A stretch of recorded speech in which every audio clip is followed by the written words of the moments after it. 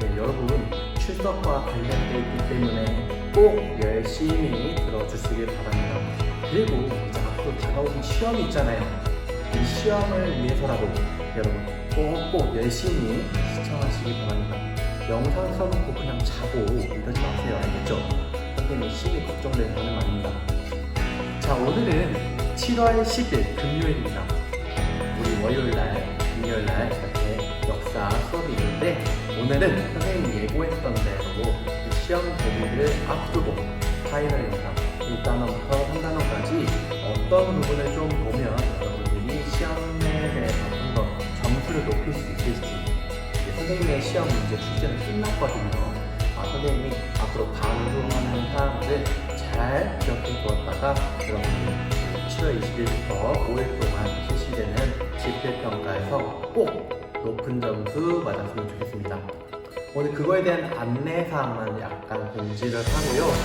이제 선생님이 보이지 않는 교과서의 화면만 보이는 그러한 영상으로 다시 돌아오는 겁니다. 자, 일단 첫 번째 공지사항부터 이야기할게요. 오늘은 이제 시험 대비 파이널 영상을 마지막으로 1단원부터 3단원의 정보를 마칠 예정입니다. 마무리합니다. 그렇기 때문에 여러분들 이 파이널 영상을 꼭 보셔야 돼요. 꼭 교과서와 필기와 이 영상을 함께 시청하면서 선생님이 강조하는 부분이 어떤 부분인지 자세히 보시면 좋고요. 두 번째로 7월 13일부터 7월 17일 다음 주는 여러분들이 운동하는 주간이에요. 이때는 선생님이 학습지 나눠줬던 학습지 불시 점검이 있을 예정이니까 꼭 집에 놔두고 있다는 학습지 다 가지고 오시고요. 안 쓴 거 있다면 미리 써놓으시고요. 그리고 미리 말씀드리지만 이제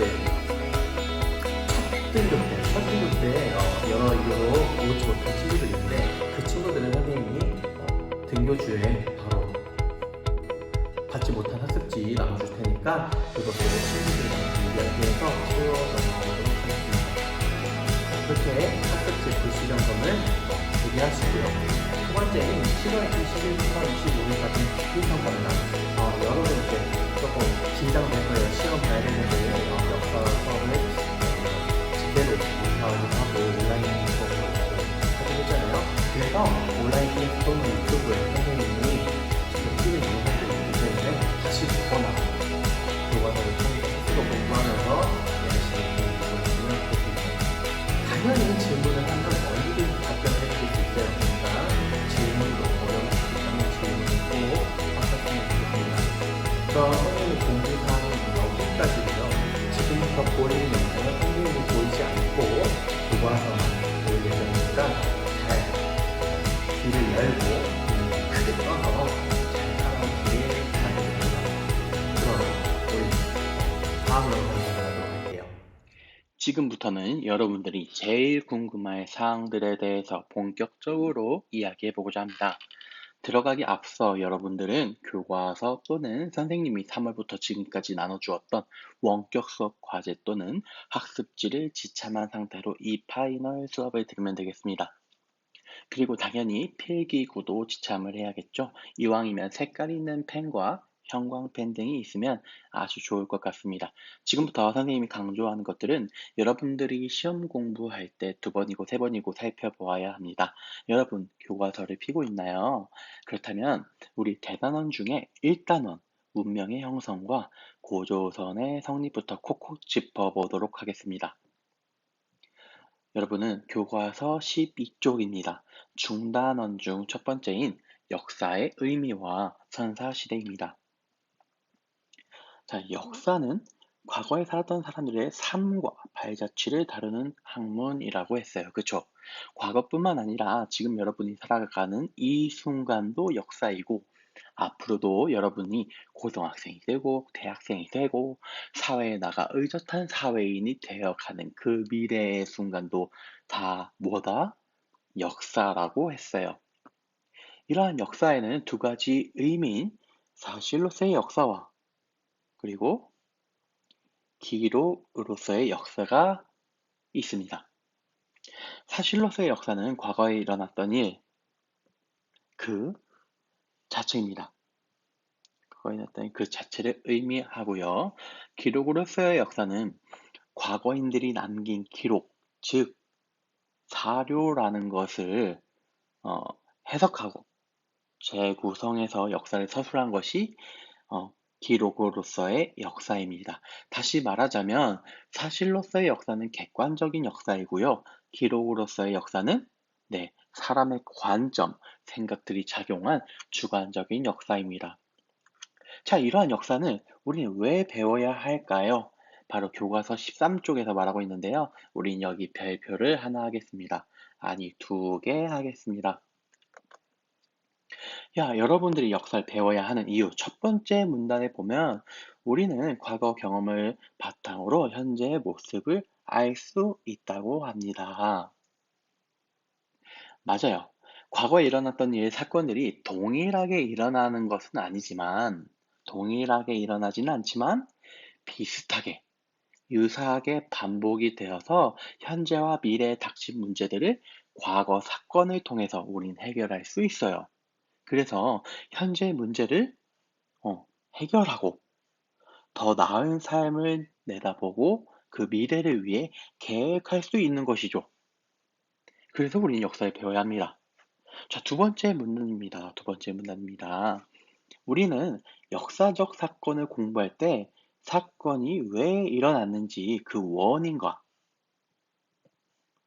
원인과 과정, 그리고 결과를 파악하고 역량과 의의를 찾거든요. 우리는 어, 이러한 것들을 다 우리가 여러분들과 선생님이 직접 사료를 가지고 탐구하면서 이러한 원인이랄까, 과정이랄까, 뭐 결과를 직접 알아보고, 그리고 그 사건의 역량과 의의, 우리 삼국통일, 신라의 삼국통일의 의의를 알아보고 한계점도 알아봤잖아요. 그거 다 우리가 사료를 통해서 탐구하고, 옛날 지난 역사가들이 이야기한 거 토대로 우리가 이렇게 역량과 의의를 찾을 수 있는 것이거든요.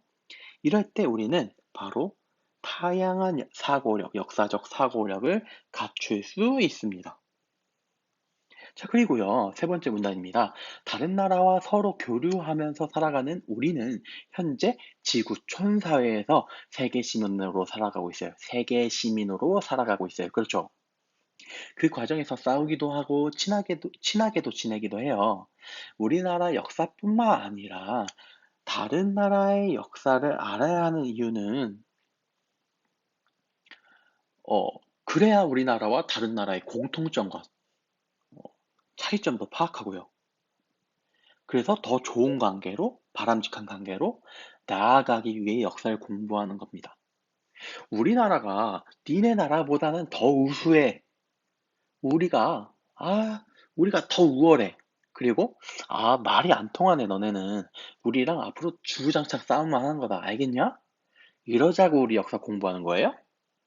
아니에요. 우리는 오히려 다른 나라를 이해하기 위해, 그리고 그 나라와 친하게 지내기 위해 역사를 공부한다는 것을 꼭 명심하도록 하세요. 아시겠나요? 다음은 교과서 14쪽과 15쪽입니다. 자, 구석기 시대예요. 구석기 시대를 발표해 보도록 할게요. 구석기는 대표적으로 자연 상태의 돌을 깨뜨리거나 떼어서 만든 뭘 이용한다? 뗀석기를 사용하였고요. 대표적으로는 이 주먹도끼와 집게 등, 찌르개 등이 있습니다. 15쪽 맨 위에 있는 문단을 볼게요. 구석기 시대 사람들은 어, 사냥이나 고기잡이, 채집으로 식량을 구하였습니다. 그리고 무리를 지어 이동 생활을 하였다고 합니다. 그래야 호랑이나 사자와 같은 육식동물로부터 서로서로 보호할 수 있었거든요. 이들은 짐승의 공격과 추위를 피하기 위하여 동굴이나 바위 그늘에서 생활하고 막집을 지어 살기도 했다고 합니다. 한 동굴에서 오래 살지 않고 계속 다른 동굴로 이동했다고 해요. 왜냐면 동물들도, 육식 동물들도 동굴을 바꿔가면서 생활하거든요. 자다가 언제든지 죽음으로 사라져 있을 수 있는 그런 위험한 동굴이었습니다. 이들은 사람이 죽으면 무덤을 만들고 장사를 지내기도 해요. 그리고 사냥의 풍요를 위해 기원하는 종교적인 활동과 함께 예술품도 만들었다고 합니다. 대표적인 것인 구석기 시대에는 빌렌도르프의 비너스가 있습니다. 자, 16쪽입니다. 신석기 시대예요. 신석기 시대도 우리 발표를 해보도록 할게요. 16쪽 첫 번째 문단에 돌을 만들어서 돌을 갈아 만든 바로 간석기가 있다고 써 있습니다. 그리고 흙을 빚어 구운 토기 등 새로운 도구를 만들어서 사용했다고 합니다. 그리고 여러분 여기 한번 밑줄을 그어보도록 할게요. 이 시기에 가장 나타난 가장 큰 변화는 농사를 짓고 가축을 기르게 된 것이다. 여기는 우리 발표해 보도록 할게요. 아주 중요한 말입니다. 신석기 시대에는 구석기랑 다르게 농사를 짓고 목축을 시작합니다. 네, 여러분 이 점을 잘 기억하고 계셔야 됩니다. 그리고 이제 집을 짓고 정착하여 살다입니다. 이들은 움집을 짓고 씨족을 중심으로 마을을 이루었어요. 씨족 중심으로 마을 형성하면서 다른 씨족과 혼인도 하고 점차 부족 사회로 나아갔다고 합니다. 아직은 대신 부족을 이끄는 그런 사람이 없어요. 바로 평등한 사회라는 거겠죠? 네, 그 점을 잘 기억하셨으면 좋겠고요. 17쪽입니다.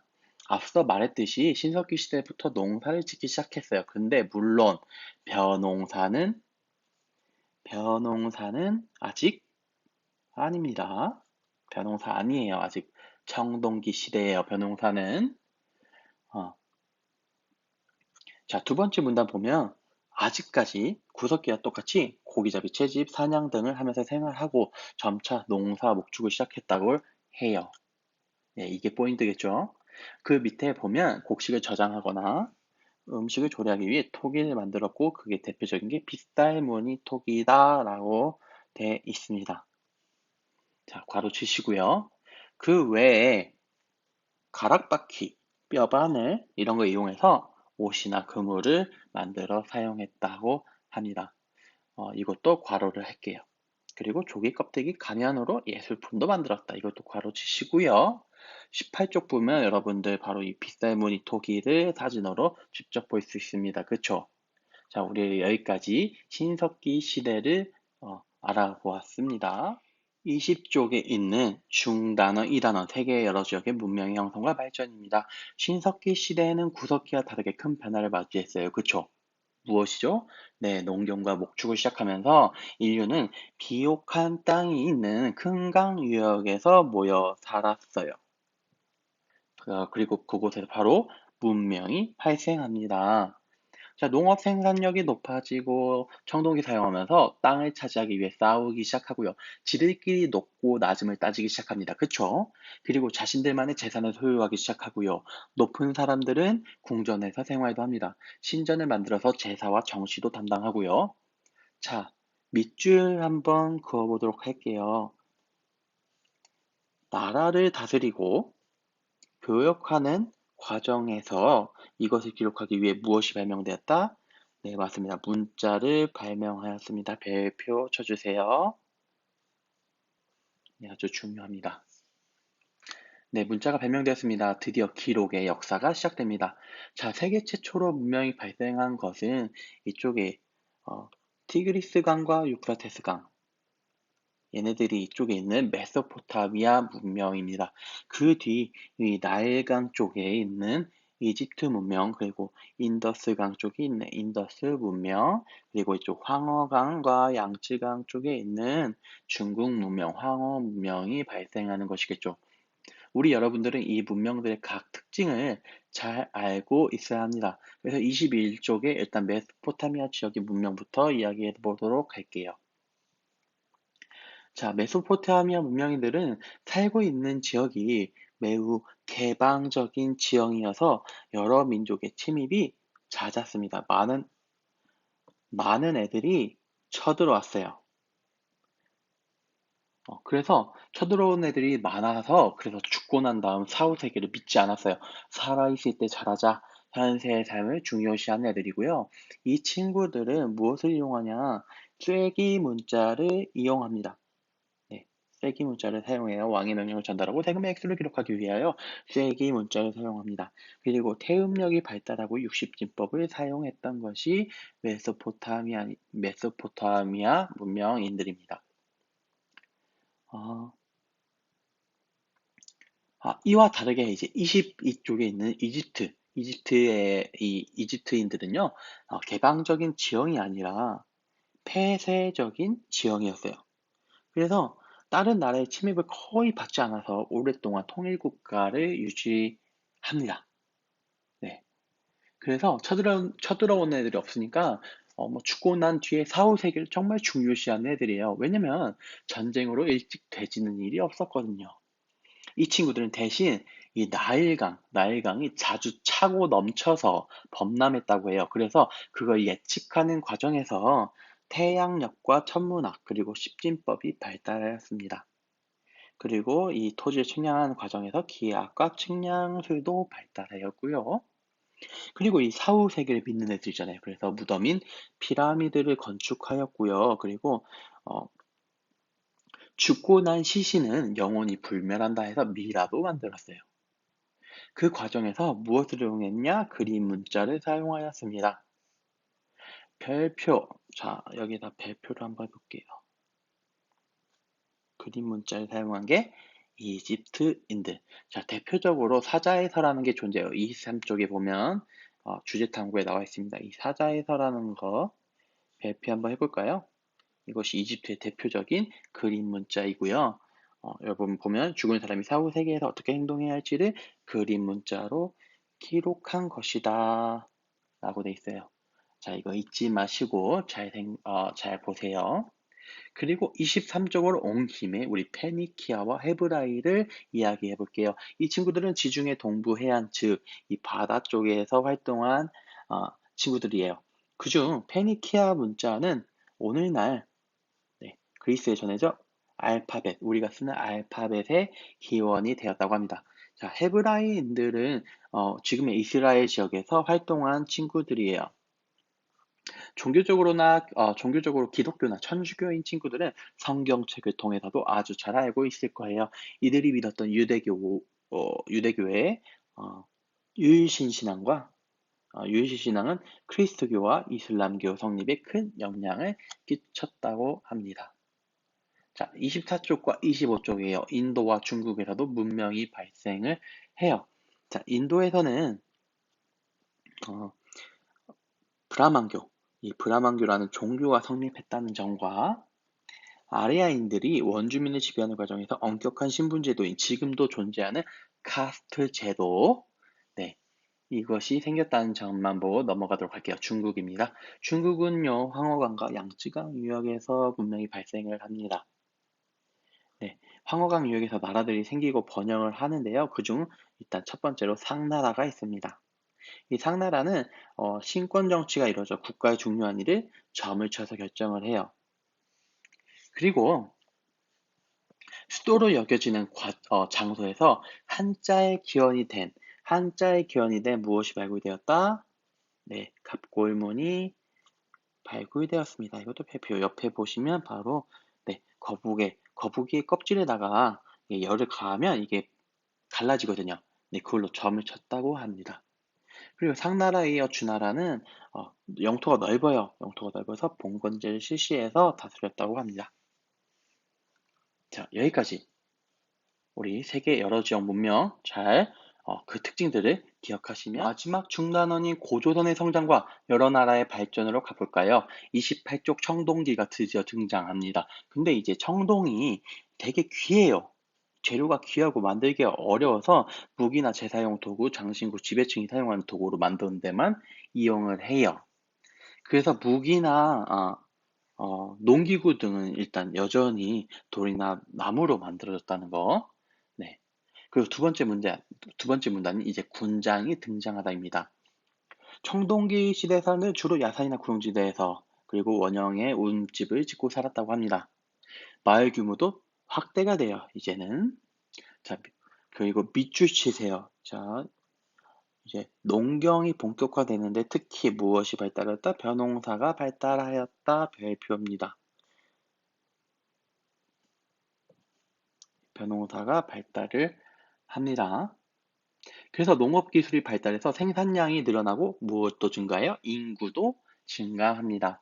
그리고 가진 자와 못 가진 자의 사유재산이 생기고요. 그것 때문에 빈부격차가 커져서 계급이 발생합니다. 이제 누군가는 지배하고 그 지배를 받는 사람들이 생기겠죠. 그중 최고의 지배자는 바로 군장입니다. 이 군장들은 부족을 다스리고 제사도 지낸다고 합니다.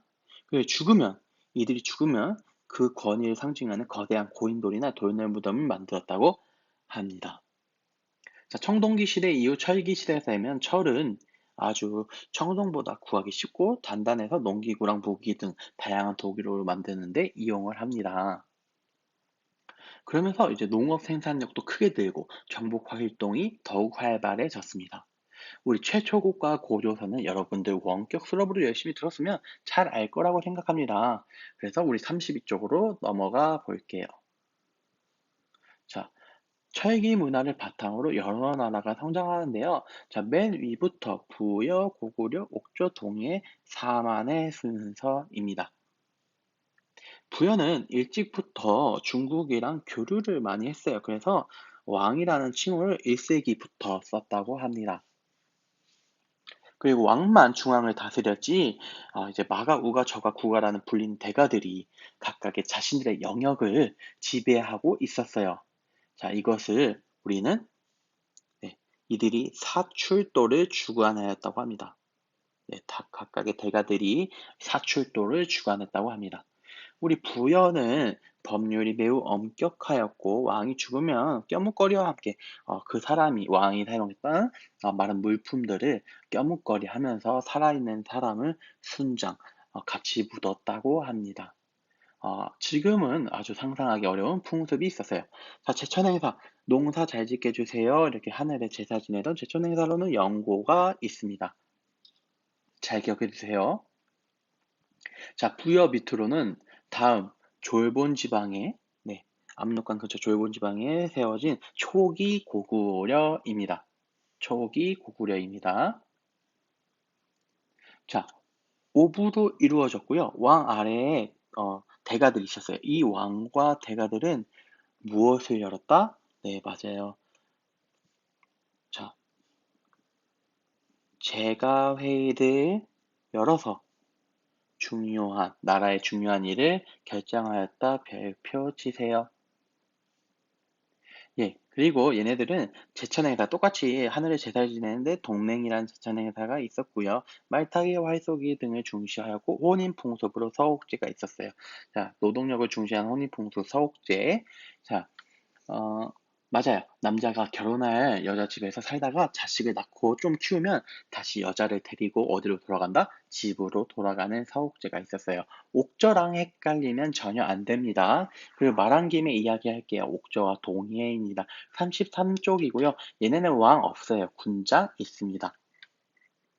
네, 군장이 있습니다. 음, 그리고 옥저는 민며느리제라는 혼인 풍습과 가족 공동묘의 풍습이 있었어요. 자, 서옥제와 달리 옥저의 민며느리제는 여자 나이 10살 되기 전에 혼인을 약속해서 신랑 집에 여자가 어릴 때 가서 길러지다가 나중에 다시 돈을 지불하고 데리고 와서 산다.